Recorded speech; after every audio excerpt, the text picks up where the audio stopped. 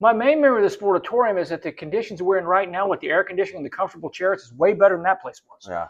See, I don't have the romanticized version of it that everybody else does. My first impression of it, I'll give everyone my first impression and then the decline. The first time I remember actually going to a wrestling ring, I think I probably told this story before, but I got more stories than O. Henry. So I was sitting on Dad's desk. I was about 3 or 4 years, maybe probably 3, with my action figures, and David Von Erich came to the office and he took me down to the ring. And we walked down the heel aisle, and when you would first go out into that building, this is like 78, 79. So what? You're just in Dad's office and David Von Erich just strolls in? Yeah, we're going over the finish. No, serious? No, yeah, I was just sitting on top of the desk. Yeah. It was take your kid to work day. Right. And probably Mom was trying to get me out of the house. Dad wanted to get me out of the house for a couple hours to give Mom some sanity because I could get into a lot of stuff. Okay. And I was sitting there with my action figures and I was just playing with them. Yeah. And then David Von Erich, it might have been payday, or it might have just been he wanted to come down and just rap with Dad a bit. And Dad said, David, you want to take him down to the ring? Okay. So we go out through. Now, unless you've been in there, you won't really understand it. Mm-hmm. Those of you to understand what the Sportatorium looked like in the back, because we didn't take cameras in the back like they do now, it kind of looked like that gym in Rocky. That's kind of how it looked in the back. And then you would go through the tunnel, and then it was like a bowl where it was like the seats were in the concession stand. Then you would go through an aisle. Now, if any of you have ever been to a really old theater, it kind of had that old theatrical feel to it. Back then, this is 78, 79, 80, and it was hot, but you would look out and it had a regal feel to it. It kept that feel up until about 86, 87, and then it just lost that luster. But at one point in time, it was a very, very special place. But it was very, very difficult to try to exist in after that because the AC didn't work. There never was an AC. There was a big blower fan.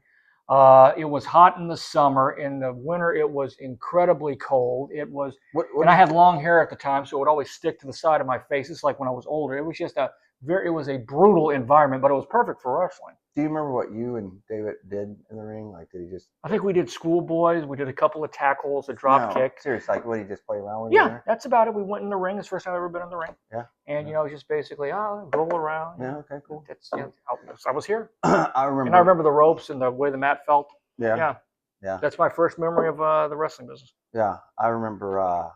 Actually, being in a ring. I've been booking since I was 2.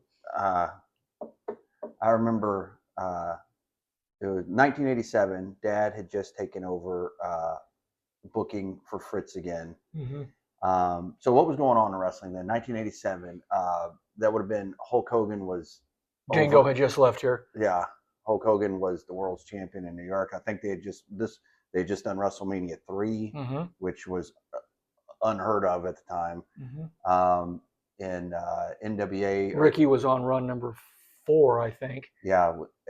So, anyways. And Wall Games, baby. Yeah, I would. Dad was the booker, and I'd get home from school, and I would call the office. I would call the Sportatorium to talk to Dad, and I remember Bronco Lubitsch would always answer the phone because he worked in the office, and he also was part of the ownership too. Yeah, a lot of people didn't know that. And like every day, like if I get home from school, I'd want to talk to Dad, so I'd call the office, and then Bronco would answer the phone.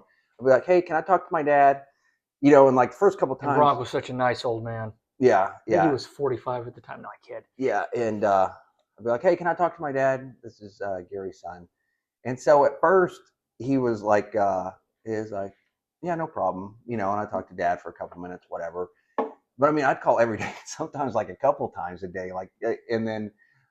Anyways, I just remember Bronco stopped me. You're like a guy trying to get booked. Yeah, we don't have anything. Nothing you'd be interested in. Call you back in 6 months. Send some pictures. I'll send you to Kansas City. Yeah, I think I just got on his nerves. So, anyways. The main part I remember about going to the matches there was everybody would sit up in that cage. It's where the wrestlers' families would be. And they changed it later because they put plexiglass. But it was just like a box. Mm. I mean, and then there was like chicken wire.